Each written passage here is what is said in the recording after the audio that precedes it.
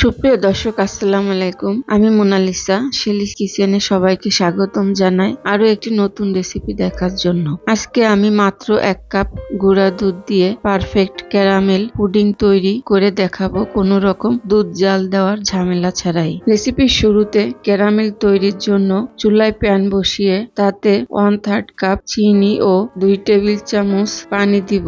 চুলার আঁচ medium to low এর মাঝামাঝি থাকবে। ক্যারামেল তৈরি করার সময় চুলার আঁচ লোতে কিংবা হাইতে রাখা যাবে না। ক্যারামেল তৈরির সময় চুলার আঁচ শুরু থেকে শেষ পর্যন্ত মিডিয়াম টু লো এর মাঝামাঝি রাখতে হবে। ক্যারামেলের কালার আসতে শুরু করলে কিছু সময় পর পর নেড়ে দিতে হবে, যাতে চিনি কোনো সাইডে পুড়ে না যায়। ক্যারামেলের কালার লাইট থাকতে থাকতে চুলা বন্ধ করে অনবরত নাড়তে থাকবো। প্যানের গরমে পছন্দের কালার চলে আসবে। কালার আসার পর চুলা বন্ধ করলে ক্যারামেল পুড়ে যাবে, তাতে পুডিং খেতে তিতা লাগবে। ক্যারামেল তাড়াতাড়ি জমে যায়, তাই দ্রুত মোল্ডে ঢালতে হবে। আমি এখানে 5 ইঞ্চি সাইজের লাভ শেপ মোল্ড নিয়েছি। কেউ চাইলে অন্য যে কোনো শেপের মোল্ডে পুডিং তৈরি করতে পারেন। ক্যারামেল মোল্ডে ঢেলে নেওয়া হলে এভাবে মোল্ড ঘুরিয়ে নিব, যাতে ক্যারামেল মোল্ডের চারপাশে ছড়িয়ে পড়ে। এখন ক্যারামেল সেট হওয়ার জন্য রেখে দিব। আমার চ্যানেলে আরো 2টি পুডিং রেসিপি দেওয়া আছে, ডেসক্রিপশন বক্সে লিংক দিয়ে রাখবো। এবার অন্য একটা পাত্রে 1.5 কাপ কুসুম গরম পানি নিয়ে তার মধ্যে মেজারমেন্ট কাপের 1 কাপ গুঁড়া দুধ দিয়ে ভালোভাবে মিশাবো। কেউ চাইলে এখানে পানির পরিবর্তে তরল দুধ জাল করে ঘন করে দিতে পারেন। অন্য পাত্রে রুম টেম্পারেচারে 3টি ডিম নিয়েছি।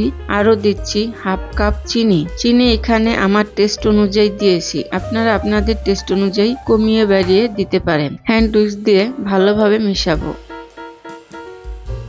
ডিম ও চিনি মিশানো হলে দুধ দিয়ে এর মধ্যে দিব 1 চামচ কর্নফ্লাওয়ার। এখানে আপনারা কর্নফ্লাওয়ারের পরিবর্তে কাস্টার্ড পাউডার দিতে পারেন, তাতে পুডিং খেতে বেশি টেস্ট হবে।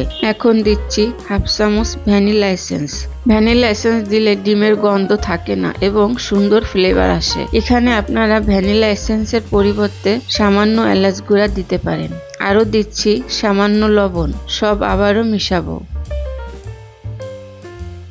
এখন ক্যারামেল সেট হয়েছে কিনা চেক করে নিচ্ছি। আমার এখানে ক্যারামেল সেট হয়েছে।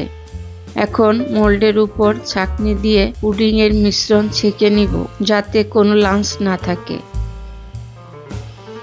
এরপর এখন চুলায় প্যান বসিয়ে পানি গরম করে স্টিলের স্ট্যান্ড বসিয়ে তার উপর তোয়ালে দিব, যাতে জাল উঠলে পুডিং এর মোল্ড নড়াচড়া করতে না পারে। এবার পুডিং এর মোল্ড বসিয়ে দিব। পুডিং এর মোল্ড অর্ধেকটা পানিতে ডুবে থাকবে। চুলার আঁচ মিডিয়ামে রাখতে হবে। এখন ফয়েল পেপার দিয়ে পুডিং এর মোল্ড ঢেকে দিব। এখানে ফয়েল পেপারের পরিবর্তে ঢাকনা দিয়েও ঢেকে দিতে পারেন।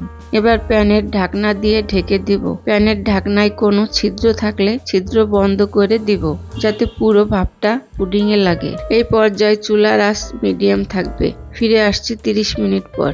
30 মিনিট পর ঢাকনা খুলে ফয়েল পেপার সরিয়ে টুথপিক দিয়ে চেক করে দেখব পুডিং হয়েছে কিনা। আমার এখানে পুডিং হয়ে গিয়েছে। চেক করার সময় টুথপিক যদি ক্লিন থাকে তাহলে বুঝবেন পুডিং হয়ে গিয়েছে, আর যদি ক্লিন না থাকে তাহলে আরো 5 মিনিট ভাপ দিয়ে নেবেন। আমার পুডিং হতে 30 মিনিট সময় লেগেছে, আপনাদের কম বেশি লাগতে পারে। এখন পুডিং 2 ঘন্টার জন্য ফ্রিজের নরমালে রাখবো, ঠান্ডা হওয়ার জন্য। কেউ চাইলে সারা রাতের জন্য রাখতে পারেন। পুডিং গরম থাকতে ঢালতে গেলে ভেঙে যাবে, অবশ্যই ফ্রিজে রাখতে হবে। ফিরে আসছি 2 ঘন্টা পর। 2 ঘন্টা পর মোল্ডের পাশ এভাবে ছুরি দিয়ে ছাড়িয়ে নিব।